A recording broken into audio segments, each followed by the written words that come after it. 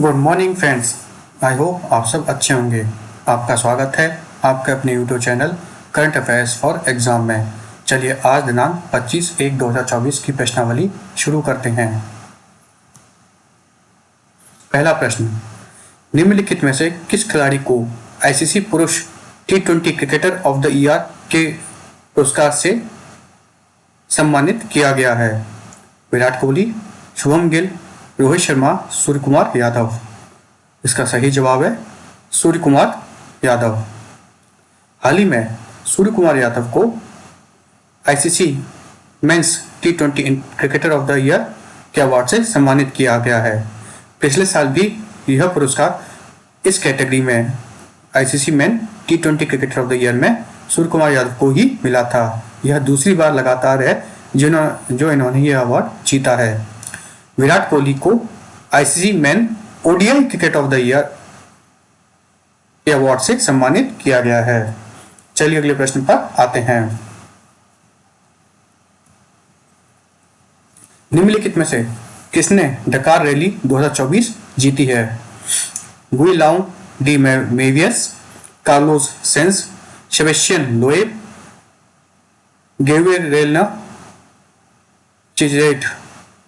इसका सही जवाब है कार्लोस सेंस। कार्लोस सेंस ने 61 साल की उम्र में चौथी बार डकार रैली जीती है। यह उक्त रैली जीतने वाले सबसे उम्रदराज आदमी बन गए हैं। चलिए अगले प्रश्न पर आते हैं।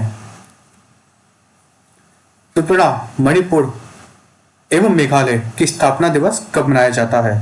21 जनवरी, 22 जनवरी, 23 जनवरी, 24 जनवरी। सही जवाब है 21 जनवरी। त्रिपुरा, मणिपुर और मेघालय 21 जनवरी को राज्य दिवस मनाते हैं। उत्तर पूर्व क्षेत्र पुनर्गठन अधिनियम 1971 की शुरुआत के साथ त्रिपुरा, मणिपुर और मेघालय को 21 जनवरी 1972 को राज्य का दर्जा प्राप्त हुआ था। 1939 में मणिपुर और त्रिपुरा राज्यों को केंद्र शासित प्रदेश का दर्जा दिया गया था। असम पुनर्गठन मेघालय अधिनियम सन 1969 के माध्यम से मेघालय एक स्वतः राज्य बन गया था। अंततः 1972 में उत्तर पूर्व पुनर्गठन अधिनियम द्वारा त्रिपुरा और मेघालय को पूर्ण राज्य का दर्जा दिया गया। चलिए अगले प्रश्न पर आते हैं। संयुक्त राष्ट्र महासभा के 78वें सत्र के अध्यक्ष कौन हैं? Csaba Korosi, Abdulla Shahid, Dennis Francis, Volkan Bozkir. इसका सही जवाब है डेनिस फ्रांसिस। संयुक्त राष्ट्र में त्रिनिदाद और टोबैगो के स्थायी प्रतिनिधि डेनिस फ्रांसिस को 1 जून 2023 को महासभा के 78वें सत्र के अध्यक्ष के रूप में सेवा करने के लिए चुना गया था। हम इनके बारे में अभी क्यों जान रहे हैं? क्योंकि हाल ही में यह 5 दिवसीय भारतीय यात्रा पर भारत के दौरे पर थे। चलिए अगले प्रश्न पर आते हैं। निम्नलिखित में से किसने अखिल भारतीय अभियान हमारा संविधान हमारा सम्मान का उद्घाटन किया है? श्रीमती द्रौपदी मुर्मू, श्री जगदीप धनखड़, श्री नरेंद्र मोदी, श्री अमित शाह। इसका सही जवाब है श्री जगदीप धनखड़। हाल ही में हमारा संविधान हमारा सम्मान का उद्घाटन भारत के उपराष्ट्रपति श्री जगदीप धनखड़ जी द्वारा किया गया है। हमारा संविधान हमारा सम्मान अभियान न्याय विभाग, विधि एवं न्याय मंत्रालय भारत सरकार द्वारा चलाया जा रहा है। हमारा संविधान हमारा सम्मान अभियान के तहत प्रयास हाशिए पर रहने वाले समुदाय को कानूनी रूप से सशक्त बनाने के लिए तथा न्याय उन तक उपलब्ध कराने के लिए यह अभियान चालू किया गया है। इसमें एक बुकलेट भी लॉन्च की जाएगी जिसका नाम दिशा है, जिसका फुल फॉर्म में designing innovative solutions for holistic access to justice. चलिए अगले प्रश्न पर आते हैं। निम्नलिखित में से किस देश में 19वां नैन नॉन अलाइनमेंट मोशन मूवमेंट शिखर सम्मेलन आयोजित किया गया? Angola, Burundi, Cameroon, Uganda. इसका सही जवाब है युगांडा। हाल ही में युगांडा में 19वें नैम शिखर सम्मेलन का आयोजन किया जा रहा है। 19वीं नैम शिखर सम्मेलन का विषय साझा वैश्विक समृद्ध के लिए सहयोग को गहरा करना है। मैं फिर से रिपीट करता हूं, इसका थीम है deepening cooperation for shared global affluences. Uganda ने 2007 तक अजरबैजान से अध्यक्ष पद संभाला है। युगांडा की राजधानी कंपाला है। युगांडा की आधारिक भाषा इंग्लिश और स्वाहिली है। योवेरी मुसेवेनी युगांडा के राष्ट्रपति हैं। रोबिनाहा नवानजा युगांडा के प्रधानमंत्री हैं। युगांडा शिलिंग युगांडा की मुद्रा है, जिसे हम करेंसी भी कहते हैं। अब हम नैम के बारे में जानते हैं। नैम की स्थापना सन 1961 में बेलग्रेड यूगोस्लाविया में हुई थी। नैम स्वतंत्रता की स्थापना में 5 स्वतंत्र देशों का बहुत महत्वपूर्ण योगदान है, जिन्होंने पहली बार मिलकर इसका आइडिया रखा था।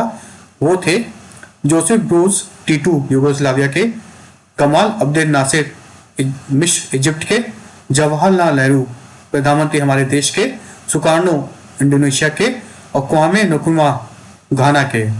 अगस्त 1972 में युगांडा के तानाशाह इदी अमीन ने युगांडा में रहने वाले और काम करने वाले भारतीयों को अन्य एशियाई लोगों को युगांडा से निष्कासित कर दिया था। तब से युगांडा की इकोनॉमी बुरी तरह गिरी है।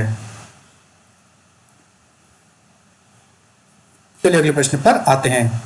निम्नलिखित में से किसने सीजन 2022-23 की पॉली उमरगर पुरस्कार जीता है? विराट कोहली, रोहित शर्मा, शुभम गिल, हार्दिक पांड्या। इसका सही जवाब है शुभम गिल। हाल ही में शुभम गिल ने पॉली उमरगर पुरस्कार जीता है। यह बीसीसीआई से कुछ उच्च पुरस्कारों में से एक पुरस्कार है। इसकी शुरुआत 2007 में हुई थी तथा सचिन तेंदुलकर इसके पहले रेसिपिएंट या प्राप्तकर्ता थे।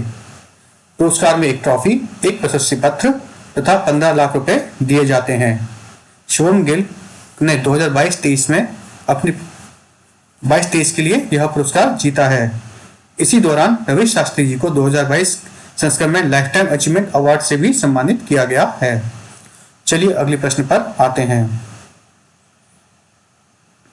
निम्नलिखित में से किसे दुबई में international sports personality of the year पुरस्कार से सम्मानित किया गया है? Max Verstappen, Siya Kolisi, Aitana Bonmati, Gianni Infantino. इसका सही जवाब है गियानी इन्फेंटिनो। फीफा के अध्यक्ष गियानो इन्फेंटिनो को international sports personality of the award के से नवाजा गया है। यह पुरस्कार 2009 में स्थापित किया गया था। चलिए अगले प्रश्न पर आते हैं। Film to kill a tiger का निर्देशन किसने किया है? Who directed the film to kill a tiger? Nisha Pahuja, Christopher Nolan, Quentin Tarantino, James Cameron. इसका सही जवाब है निशा पाहुजा।